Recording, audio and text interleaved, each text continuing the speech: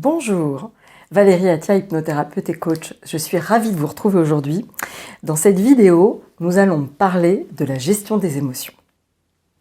Alors, souvent, les personnes qui viennent me voir me parlent de leurs émotions, de leurs difficultés à gérer les émotions.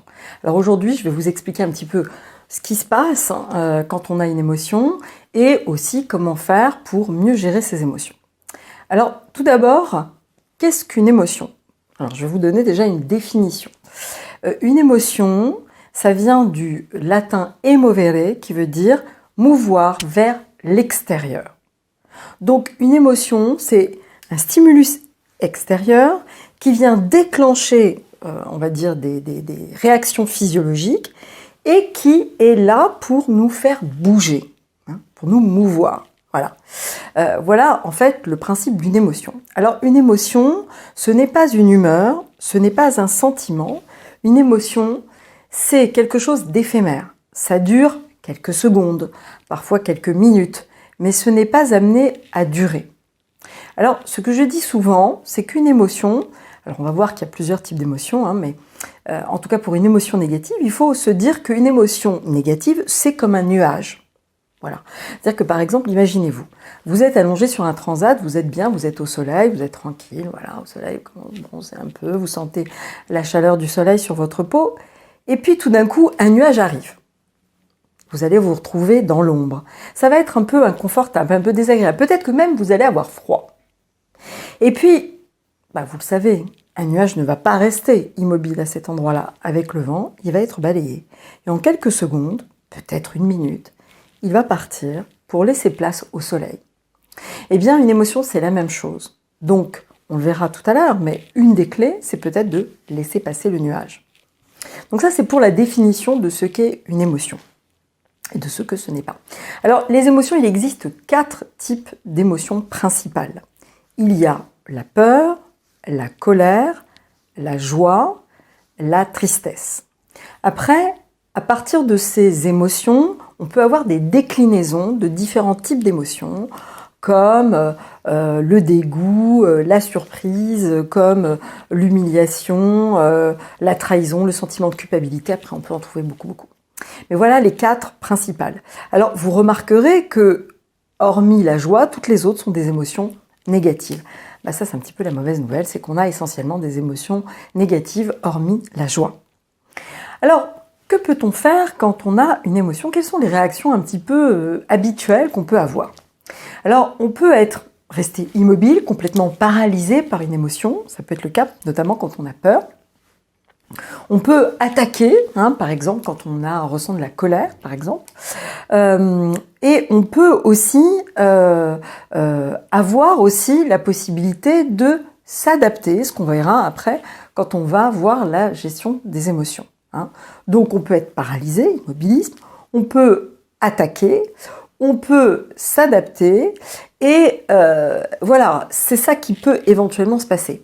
Alors on verra que bien sûr, l'idée, ça va être d'aller plutôt vers l'adaptation, une réaction qui va être appropriée. Alors, les émotions peuvent créer des somatisations. Pourquoi ? Parce que ce qu'il faut bien comprendre, c'est qu'une émotion, c'est en fait un messager qui vient nous apporter, nous délivrer un message et nous dire « Attention, il y a quelque chose qui ne va pas ». Alors, si on écoute ce messager et qu'on tient compte de cette information et que l'on fait quelque chose en rapport avec cette émotion, eh bien, ça va passer. Mais si on ne fait rien, comme je vous l'ai dit, les émotions, c'est fait pour nous faire bouger. Si on ne fait rien, eh bien, ça va s'installer. Ça va s'ancrer, ça va, je dirais même, s'ankyloser. Et une émotion, même petite, qui n'est pas traitée, qui n'a pas été exprimée, pour laquelle on n'a rien fait, qui va devenir peut-être, qui va prendre une importance considérable, peut-être qu'on va ruminer, etc. Et au bout d'un moment, on va finir par somatiser. C'est-à-dire que des émotions peuvent être à l'origine, finalement, de somatisation et donc de douleur et de maladie. Toutes sortes de choses. Mais vous savez, on a des expressions dans la langue française qui expliquent bien ce qu'on peut ressentir à travers le corps. Par exemple, quand on dit « ça me prend la tête ». Donc quand on a des migraines, eh bien peut-être qu'il y a quelque chose qui vous prend la tête. On peut dire « ah, j'en ai plein le dos ». Ben ça aussi, c'est pareil.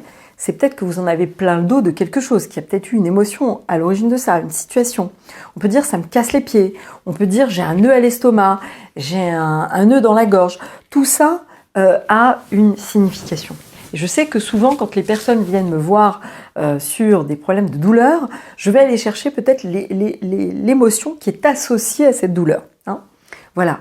Hein, par exemple, si effectivement une personne a mal à la tête, je vais lui dire vous en avez plein la tête de quoi, hein, par exemple.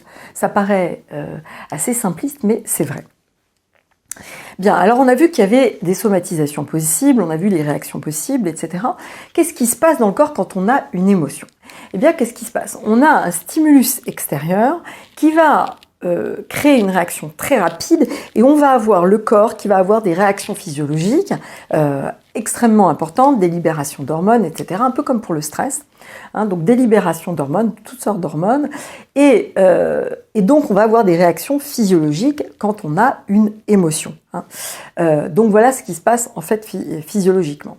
Alors, une des choses importantes à savoir, c'est que une émotion, ça va très vite. Hein. Donc, il y a la partie de notre cerveau qui perçoit qu'il y a une émotion, va entraîner une réaction extrêmement rapide.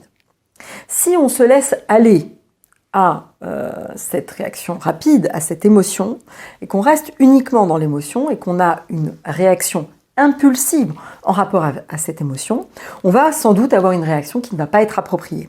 C'est pourquoi quand on a par exemple une colère, eh bien on va se mettre à crier, à hurler, à insulter, à frapper, à casser, voilà, comme les enfants. Vous voyez comment réagissent les enfants? Quand ils ont des émotions, ils réagissent de façon très spontanée, très impulsive.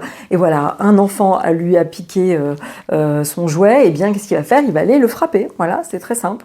Ça, c'est la réaction enfantine. C'est normal parce que les enfants n'ont pas la capacité cérébrale, n'ont pas le néocortex qui est complètement formé, et donc du coup, n'ont pas cette partie rationnelle de notre cerveau qui leur permet de temporiser et de réagir convenablement face à une émotion. Donc ils vont réagir de façon instinctive et impulsive. Et c'est ça le souci majeur quand on a des émotions, c'est de réagir finalement trop vite et de façon impulsive. Ce qui veut dire que l'une des choses les plus importantes, ça va être de temporiser, de faire une pause, de laisser passer le nuage et d'avoir ensuite une réaction qui va être adaptée et non pas une réaction donc rationnelle, et non pas une réaction émotionnelle. Alors moi, ce que je propose souvent, hein, vous allez me dire, bon, bah, ok, très bien, mais comment faire donc pour mieux gérer ces émotions? Ce que je propose souvent, c'est un petit protocole très simple et vous pouvez le mettre en application très facilement. Premièrement, c'est d'identifier quelle est l'émotion que vous ressentez. Est-ce que c'est la colère? Est-ce que c'est de la tristesse? Est-ce que c'est de la peur? Est-ce que c'est du dégoût? Est-ce que c'est un sentiment de culpabilité, etc. Identifiez l'émotion. Deuxièmement, vous posez la question de savoir quelle est la cause de cette émotion. Qu'est-ce qui a déclenché l'émotion? Tout ça va vous amener à prendre du recul, en fait, par rapport à la situation et à, si vous voulez, vous mettre un peu à distance, vous détacher. Troisième chose, ça va être de pratiquer des exercices de cohérence cardiaque, donc de respiration lente, profonde et abdominale. Je vous renvoie et vous avez tout un tas de choses qui vous permettent de le faire. Par exemple, l'application Respirelax. Bien. Donc, vous faites ça pendant 5 minutes. 5 minutes de respiration lente, profonde et abdominale. D'accord ? Ensuite, une fois que vous avez fait ça, normalement, vous devriez être déjà plus calme. Si ce n'est pas le cas, vous allez vous défocaliser, c'est-à-dire faire quelque chose d'autre.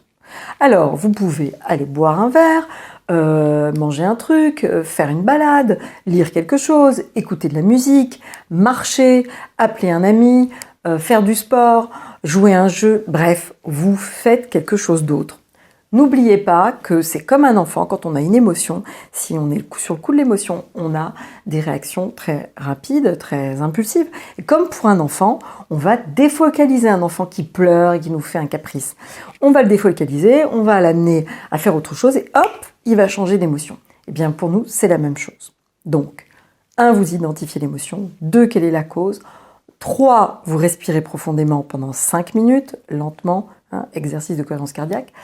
Et puis, vous vous défocalisez. Et enfin, une fois que vous avez fait tout ça, donc pendant quelques minutes, ça a peut-être pris 10-15 minutes, Une fois que vous avez fait tout ça, normalement, vous êtes plus calme, plus à distance, et votre partie rationnelle de votre cerveau, votre néocortex, est prêt à être opérationnel, à reprendre les mains. Donc là, vous posez la question. Est-ce que c'était important ce qui s'est passé? Si la réponse est non, bah vous laissez tomber, vous n'avez rien à faire. Si c'était important, eh bien vous pouvez exprimer ce que vous avez exprimé, par écrit, par oral, ou bien, si ce n'est pas de ce ressort-là, eh bien peut-être tout simplement poser une action, faire quelque chose, mais approprié par rapport à l'émotion. Voilà, changer quelque chose, ranger, appeler quelqu'un, envoyer un message, bref, faire quelque chose qui va dans le sens de l'émotion qu'on a reçue, qu'on a ressentie, et puis une réponse qui va être appropriée et rationnelle, et donc une réponse d'adulte. Voilà. Alors, si vous voulez aller plus loin, parce que parfois, des personnes qui viennent me voir sur la gestion des émotions, tout ce que je dis, parfois ça ne suffit pas. Hein. Évidemment, un accompagnement peut être parfois nécessaire pour aller plus loin dans la gestion des émotions et vraiment travailler là-dessus pour dépasser ça et réussir à, on va dire, réagir de façon plus adulte, plus rationnelle et plus apaisée. Voilà. Cette vidéo est terminée, j'espère qu'elle vous aura plu. Si vous avez besoin d'un accompagnement, n'oubliez pas que vous avez toutes mes coordonnées sous cette vidéo. Et si vous ne vous êtes pas abonné, pensez à le faire hein, et à activer la petite cloche pour recevoir les notifications, ça c'est important. Likez, partagez si vous pensez qu'elle peut être utile à d'autres personnes. Et si vous avez des commentaires et surtout des suggestions d'autres vidéos que vous aimeriez et de sujets que vous aimeriez que j'aborde, n'hésitez pas à me les mettre en commentaire, je me ferai un plaisir d'y répondre. Je vous dis à très bientôt et une belle fin de journée. Au revoir.